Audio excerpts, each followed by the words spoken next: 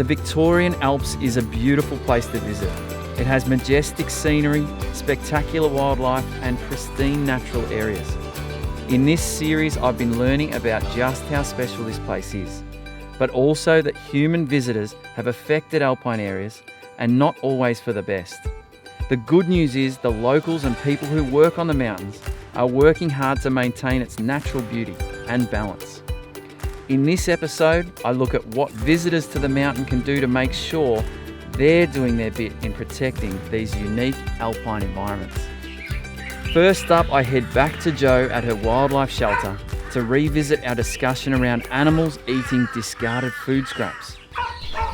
What have these all come in? They're all babies that are coming, these are all babies. Yeah. I get a lot of baby birds with chalky beaks. The beaks break off. Okay. Not enough calcium in their food, so they're picking up human pie crusts, whatever. Yeah. And the baby's not getting enough the right vitamins and the calcium and things they get from the insects. Yeah, and they get wobbly legs. Yep. So obviously the food you feed them isn't like human bread and things like that. No, bread is probably the worst enemy out. Okay. It's no nutrients. No, nothing in it at all. It's really bad for birds, especially ducks and magpies and any bird. It's scary to think that the animals Jo cares for are probably only a fraction of those who interact with our food waste in the wild.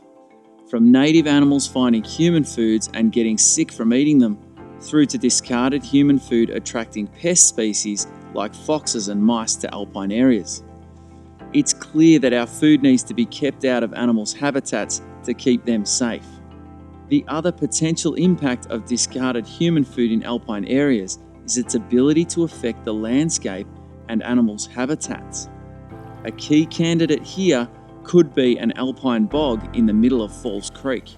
And so this one actually has buildings all around it. Do you see any different impacts here compared to the one we saw up on the top, in the alpine zone? Yeah, so these areas are obviously more likely to be impacted by people and the threats that are associated with development. And in particular, these areas are set aside so they can't be developed, but they still are at risk of the litter and the apple core and fruit seeds that we've talked about getting put into the system that we need to then control as weeds. Yep. And the apple core issue is one we sort of asked at the start. I particularly wanted to know what happens when you throw an apple core away. Do you see evidence of apple cores and is that just as litter or is that as the plants or what happens? Yeah, so initially it is just like a litter item, but they do easily take root. They do grow. Yeah, in these environments, especially with the wet areas where there's enough water to just keep them growing. Yep. Apples tend to not mind having snow on them for a few months of the year and keep on growing in the summer and can become quite large and multiple stemmed.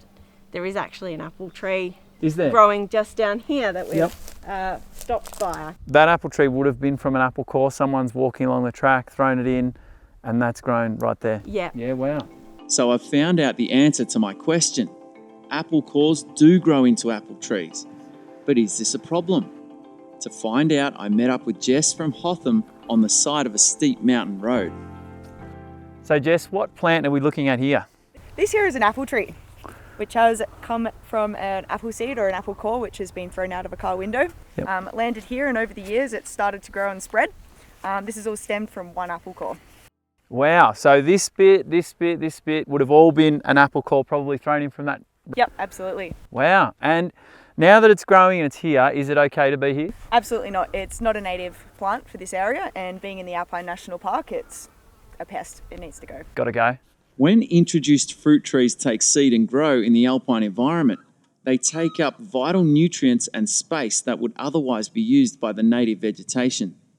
By doing this, they also alter the habitat and make it less suitable for the local animal species, like this endangered alpine she-oak skink. So what we do is we cut them quite close to the root here. Yep. We'll dab it with a dobber bottle which has got some Roundup in it. We don't spray any of the plants here. Avoids killing all the native plants around it. Yep, so we just want this one out, we want to keep everything else. Absolutely. Okay, beauty, all right. Can you give us a demo? Absolutely. So what we're going to do is we're going to cut it quite close to the ground here. Only cut one branch at a time so we know what we're poisoning. You're going to dab the poison on the end of the root there, and over time that will die off. Yep, and so this plant will need sort of all these branches cut back, dabbed, yep. And then eventually it'll be gone. Yeah, absolutely. And a few weeks, but it will die. Yep, and does that mean you guys would be watching the roadsides pretty carefully for this sort of thing? Yeah, so every day on the way up the hill we check out and make sure there's nothing growing where it shouldn't be. Yep, and I think this might answer a question we had. Don't throw apple cores out the window. Please do not throw any apple cores out the window, on the chairlifts, within the resort is just a no-go. Okay, yeah. Great.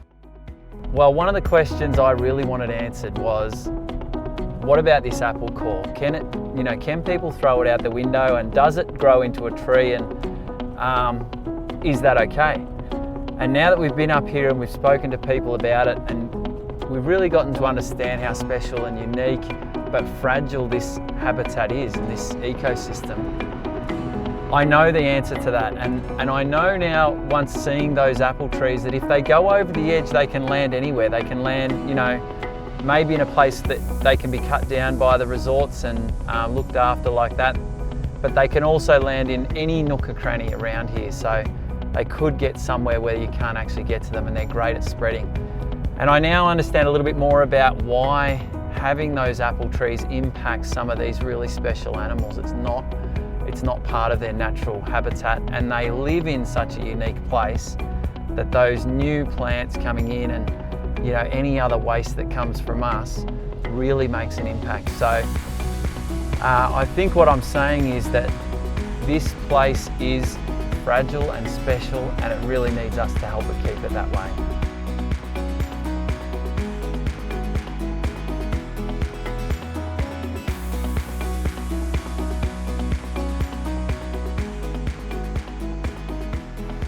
I end my journey at the base of the Victorian Alps, which is really the start of the rivers and creek systems that flow through this region.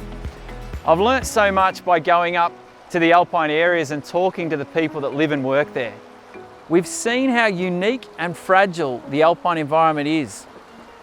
George took us to the alpine boulder fields and explained their importance to wildlife like the endangered mountain pygmy possum. Naomi took us to an alpine bog and showed us how fragile this ecosystem is.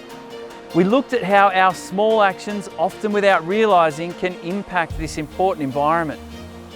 Jess showed us an introduced apple tree and what the resort management are doing to manage this tricky threat. Jo introduced us to the wildlife that she's helping that have been impacted by our presence in the alpine region.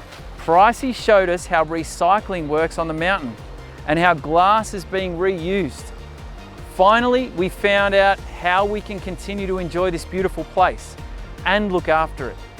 The kids at Falls Creek showing us how they are being active in the solution through diverting their organic waste to their living bin.